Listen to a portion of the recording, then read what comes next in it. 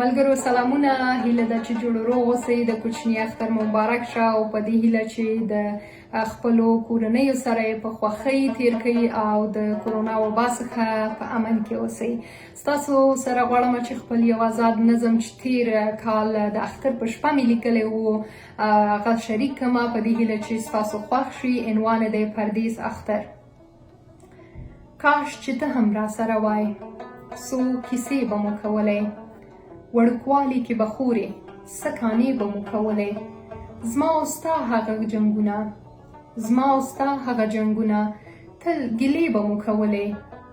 د وړوکتوب جنتي ورځې شوخۍ ښې به مو کولې، چې به شولو مرورې سوال زارې به مو کولې. د یو بل خواته به ناستې، څه نخرې به مو کولې.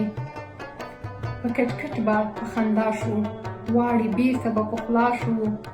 پلاره ته هم را یادېږې، په زړګي مې راورېږې. ستا بریتونو کې مسکا مې د ژوندون ټوله ښکلا وه. خو چې ته کله خفه وې زما به ورځ هم لکه شپه وه. کله کور ته چې به راغلې مورې ښه لګېده ستا غږ.